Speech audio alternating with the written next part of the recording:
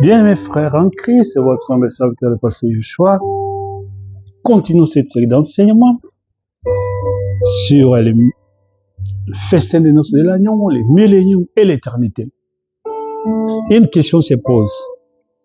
Est-ce que les corps glorifiés, les corps de la résurrection, au festin des noces de l'agneau, au millénium, Nouvelle Jérusalem, est-ce que ces corps ont un estomac pour digérer la nourriture et les liquides? Citation du frère Branham. Ça, c'est pour clore notre débat d'une manière définitive, cette présentation, d'une manière définitive et précise et chirurgicale. Il faut analyser comment frère Branham explique les fonctionnements mécaniques du corps glorifié, le corps de la résurrection, face à l'assimilation des aliments et des liquides. Voici la réponse doctrinale exacte, appuyée par des citations clés, démontrant comment ces corps possèdent bien les attributs physiques comme l'estomac, mais fonctionnent selon une loi totalement supérieure à la biologie humaine de chi que nous avons aujourd'hui. Les corps glorifiés possèdent-ils un estomac? Oui, les corps glorifiés possèdent un estomac et un système d'assimilation complet.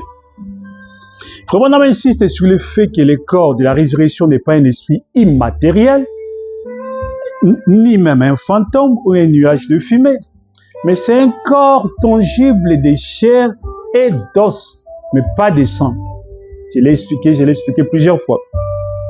Si Jésus a pu manger du poisson et du miel après sa résurrection, Luc 22, 42, 43, c'est qu'il possédait les organes nécessaires pour recevoir cette nourriture.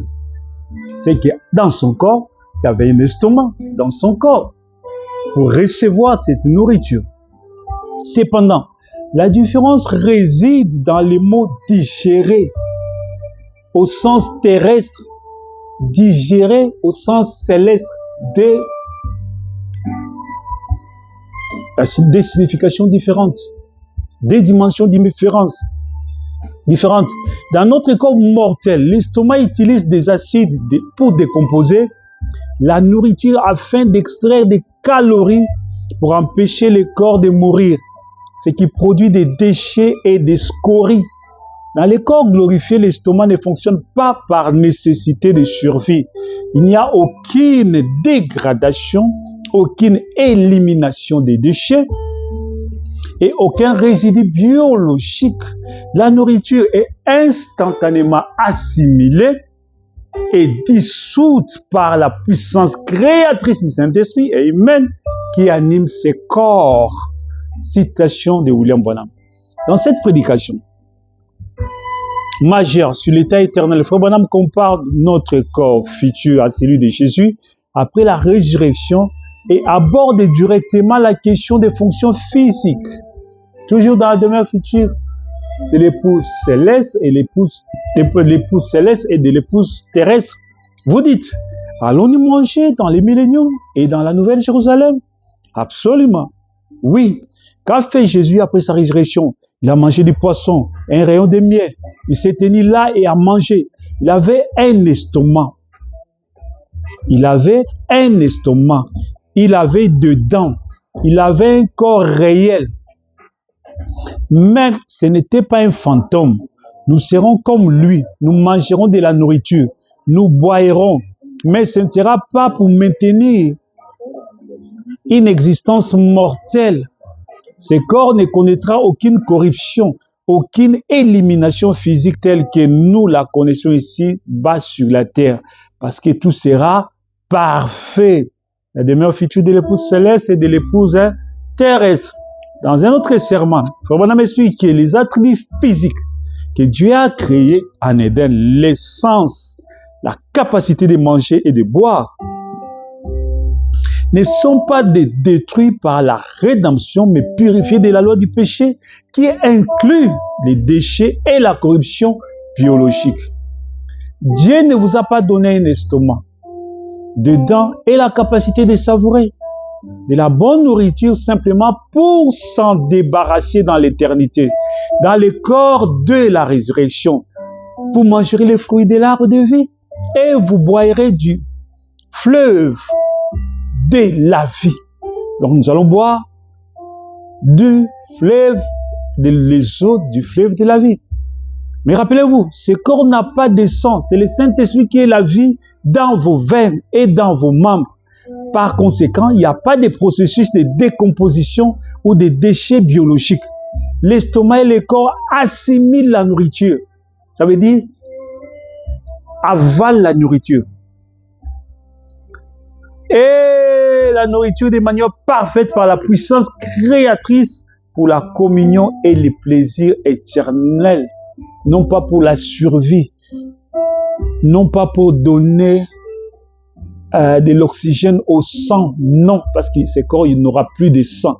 Après l'enlèvement, le plus n'a plus de sang. Jusqu'au millénium, jusqu'à l'éternité, plus de sang dans nos corps.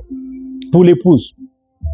Synthèse mécanique est irréfutable pour cette présentation. Sur un contradicteur affirme que le corps glorifié n'a pas d'estomac, on ne peut pas traiter les liquides. Nous pouvons lui opposer cette conclusion en 3 points logiques. L'organe existe, la structure. Les corps de la résurrection étaient corps physiques, de chair et d'os. Luc 24, 39. Il possède un estomac, des cordes vocales, des poumons et des dents, car il a accompli les actions de manger et de boire, parler et souffler. La fonction est transfigurée. Les processus. L'estomac ne fonctionne plus par l'action de fluides gastriques acides ou corrosifs de fluides gastriques ou corrosifs liés à la mortalité. L'assimilation est spirituelle et instantanée. Il n'y a aucune élimination des déchets biologiques dans la Nouvelle Jérusalem et dans les milléniums, car rien d'essuyé n'y entrera. Apocalypse 21, 27. Ce qui inclut les impuretés organiques. Si je dois être clair, comme les caca, il n'y aura pas ça dans les milléniums, il n'y aura pas ça dans l'éternité. Le but est la communion au festin des noces. Et ça, c'est pour l'épouse. Au millénium, c'est pour l'épouse. À l'éternité, yes. Parce qu'au millénium, il y aura les restes des nations qui vont se reproduire. Il y aura les restes des nations qui vont avoir des enfants. Il y aura les 144 000 qui vont se reproduire, qui vont avoir les enfants. Vous voyez? Amen. Mais l'épouse sera à la perfection. Ces conditions, c'est pour l'épouse.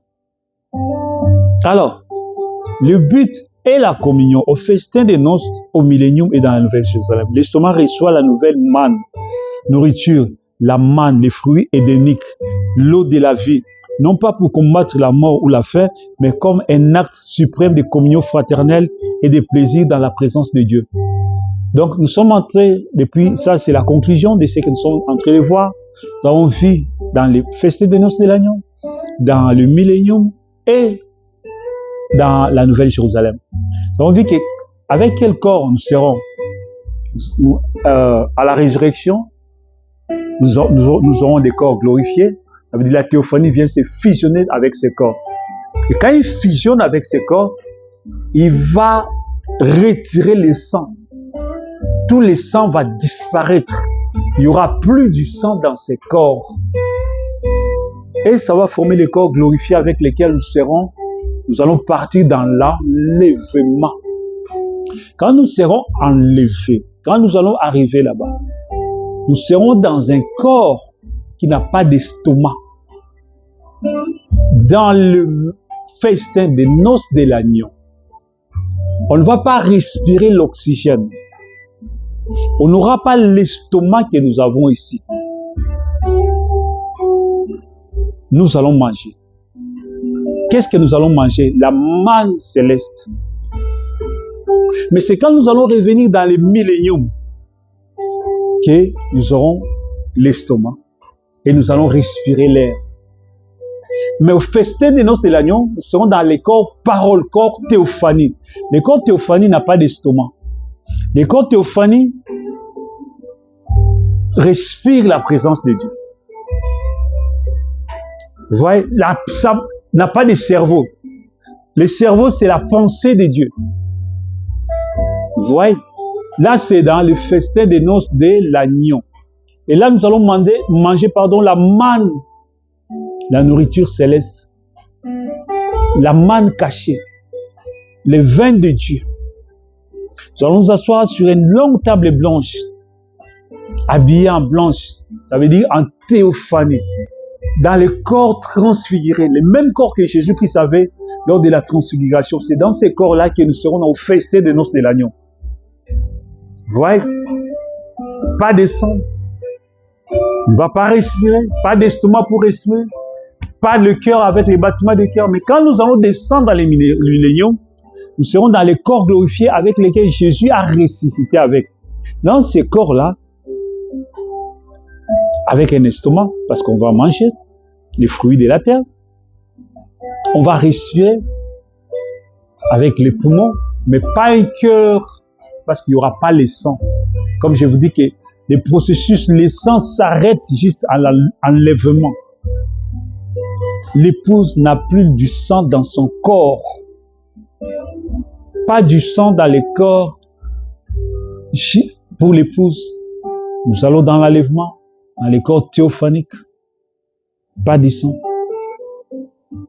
Nous allons manger la manne cachée. Nous allons boire les vins du ciel. On ne va pas respirer comme on respire sur la terre. C'est juste les eaux et la vie de Dieu. Pas de poumons pour respirer l'air. Au festin des noces de l'agneau, il n'y a pas d'oxygène. Il n'y a pas de poumons pour respirer l'oxygène. Au festin des noces de l'agneau, pas d'oxygène pour respirer. Mais quand nous allons descendre pour les milléniums, nous serons dans les corps glorifiés. Dans ces corps ici, les corps de la résurrection. Ces corps immortels, où la mort a été absorbée par l'immortalité, où la corruption a été absorbée par l'incorruptibilité. Nous serons dans un corps incorruptible, dans un corps immortel. L'épouse, je dis bien l'épouse, pas les 144 000, pas le reste des nations. Pendant les 1000 ans, nous allons manger comme Jésus a mangé les pains, les poissons et les miels après sa résurrection. Nous allons respirer, il a soufflé, il a dit, soufflé sur les disciples, il a dit, recevez l'Esprit. Donc, mais ça ne sera pas cette terre de pollution, des démons, non. Ça sera l'air frais purifié par le Saint-Esprit. On n'aura pas les poumons qui fait défaut, non. Parce que ça sera un corps vivifié. Le corps de la résurrection, c'est un corps de la vie. Ça veut dire, la colonne de feu, le corps est devenu un. La théophanie, le corps est devenu un. Un corps vivant, qui ne meurt jamais, qui ne pêche jamais, qui ne connaît pas de maux de tête, qui ne connaît pas de fièvre, qui ne connaît pas de douleur, qui ne vieillit jamais, qui reste jeune. Nous serons des jeunes, donc, depuis l'enlèvement jusqu'à l'éternité, nous serons des jeunes de 20 ans, de 20 à 25 ans. Dans cet état de jeunesse-là, jusqu'à l'éternité, on ne va plus jamais vieillir. Amen, que Dieu vous bénisse richement. Amen, amen, amen, amen. Oh Jésus.